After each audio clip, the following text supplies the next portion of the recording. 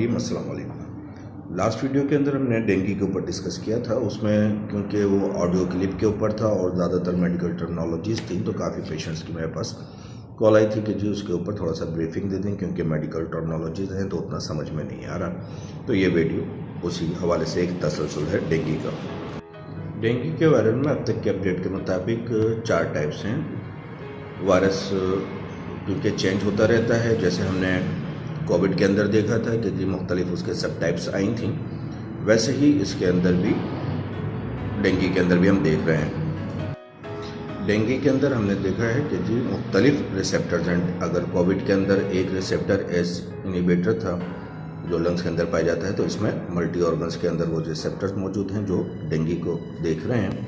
Covid क्योंकि बहुत तेज़ी से मल्टीप्लाई होता चला गया, तो इसलिए उसकी सब टाइप्स ज़्यादा हुई म्यूटेशन के प्रोसेस की वजह से, और डेंगू थोड़ा सा स्लो है उस लिहाज से, तो इसमें मल्टीप्लाई उस रफ्तार से नहीं हो रहा, तो सब टाइप भी स्लो हैं। तो अभी तक की फाइंडिंग्स में 4 हैं। ये भी कोई नई बीमारी नहीं है, जैसे कोविड नई बीमारी नहीं थी और मल्टीप्लाई होते होते उसके सब टाइप्स बढ़ते बढ़ते इतना ज़्यादा मामला तो बिगड़ना शुरू हो गए।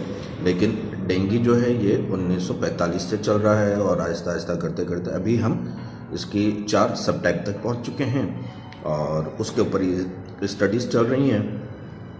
ट्रीटमेंट दोनों का नहीं है, दोनों ही की जो ट्रीटमेंट प्लान है वो यही है कि जी आप रेस्ट लीजिए, इंटेक ज़्यादा से ज़्यादा लीजिए।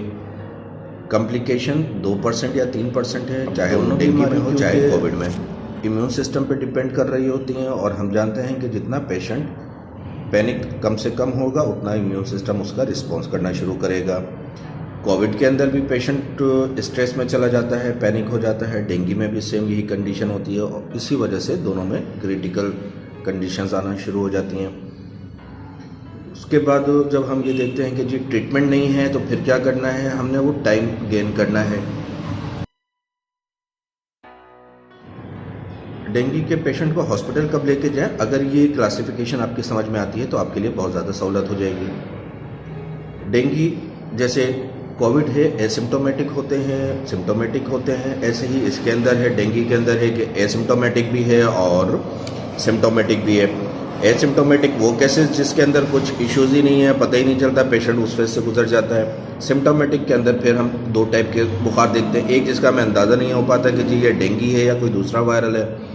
ऐसे ही दूसरा सिम्टोमेटिक होता है, उसमें हमें पता चल जाता है कि हाँ जी प्लेटलेट्स इसके तेज़ी से डाउन हो रहे हैं। तो एसिम्टोमेटिक के अंदर आ गया तो आपको पता नहीं चलेगा, अनडिफाइंड में आएगा तो आप उसको फ्लू वगैरह और नॉर्मल केस के अंदर वायरल इन्फेक्शन में ले लेंगे। लेकिन जब वो सिम्टोमेटिक केस के अंदर चला जाएगा जिसमें प्लेटलेट्स डाउन होना शुरू हो जाएंगे, तो फिर अब जो है कॉन्शियस लेवल थोड़ा सा आपका बढ़ना चाहिए, अलर्ट होना चाहिए कि कौन सा टाइम है जिसमें हम डॉक्टर के पास पेशेंट को लेके जाएँ हॉस्पिटल के अंदर एडमिशन के हवाले से।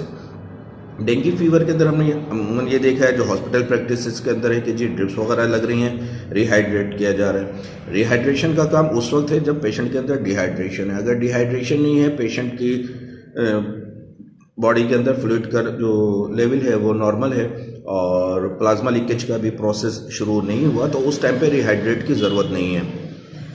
उस वक्त अगर पेशेंट को ड्रिप लग रही होती है तो वो ओवर हाइड्रेटेड हो जाता है, उसके एसाइटिस, पेट में पानी आना शुरू हो जाएगा, लंग्स में पानी आना शुरू हो जाएगा। और ये आम छोटे सेटअप्स के अंदर ये प्रैक्टिस बहुत है, क्योंकि जी उन्होंने पेमेंट लेनी है और आपने कहना है कि जी पेमेंट किस चीज़ की, पेशेंट को तो कुछ लग ही नहीं रहा, ड्रिप लग ही नहीं रहा, तो उस चक्कर में वो बेचारे उधर से उसको वो ड्रिप लगा रहे होते हैं और फिर ये सारी कॉम्प्लिकेशंस शुरू हो जाती हैं ओवर हाइड्रेशन की। उसके बाद हम देखते हैं कि जी अब इसका डिहाइड्रेशन का प्रोसेस शुरू हो रहा है, यानी कि प्लाज्मा लीकेज का मसला शुरू हो रहा है। उसके क्या साइन होते हैं कि बीपी ड्रॉप होना शुरू हो जाएगा। बीपी ड्रॉप के साथ साथ पल्स उसकी फास्ट होगी और स्लो होगी। स्लो का मतलब ये हो गया कि उसकी जो हार्ट बीट है वो स्ट्रॉन्ग नहीं रहेगी, स्लो होती हुई, और नंबर ऑफ पल्सेस 1 मिनट के अंदर वो बढ़ना शुरू हो जाएंगे, वो 150 और 200 तक चले जाएंगे, तो वो अब क्रिटिकल उसकी तरफ जा रहा है। अगर तो आपके पेशेंट की जो है प्लेटलेट्स 25 प्लस पे 25,000 से ऊपर है तो उतना परेशान ना हो, टाइम लेते रहें। और जब आप ये देखते हैं कि जी अब वो 25 से बिलो हो रहा है, उसका बीपी ड्रॉप हो रहा है और दूसरे मामला हो रहे हैं, तो फिर आप हॉस्पिटल में लेके जाएं, क्योंकि असल हॉस्पिटल का काम इस टाइम पे है। उससे पहले हॉस्पिटल की नीड पेशेंट्स को नहीं है। उस टाइम पे फिर उन्होंने उसको प्लेटलेट्स अगर नीड होगी तो देंगे, एफएफपी, अगर इंटरनल ब्लीड वगैरह का कुछ रिस्क हो रहा होगा तो वो एफएफपी वगैरह दे देंगे।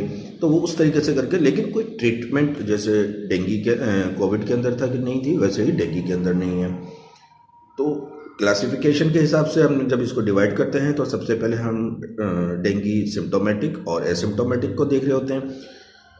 एसिम्टोमेटिक के बाद उसमें कुछ भी इशू नज़र नहीं आ रहा होता। मैं सिम्टोमेटिक के अंदर हम देखते हैं कि हाँ जी नज़ला, बुखार वगैरह है, सर में दर्द है, जिस्म टूट रहा है। और जब डेंगू फीवर की हम बात कर रहे होते हैं तो प्लेटलेट्स डाउन होने की बात कर रहे होते हैं। प्लेटलेट्स डाउन होने के बाद हम डेंगू फीवर में ये देख रहे होते हैं कि जी एक डेंगू फीवर है और डेंगू हेमोरेजिक फीवर है। डेंगू फीवर जो 25,000 तक रहता है और फिर रिकवर कर जाता है, और जो 25 से बिलो, बास केसेस के अंदर 10,000 पे भी इंटरनल ब्लीड नहीं होती है, वो ब्रूजिंग होती है, मतलब स्पॉट्स टाइप के कलर के चेंज हो जाएगा, स्किन का छोटे छोटे से धब्बे आना शुरू हो जाएंगे और रिकवर कर जाएगा।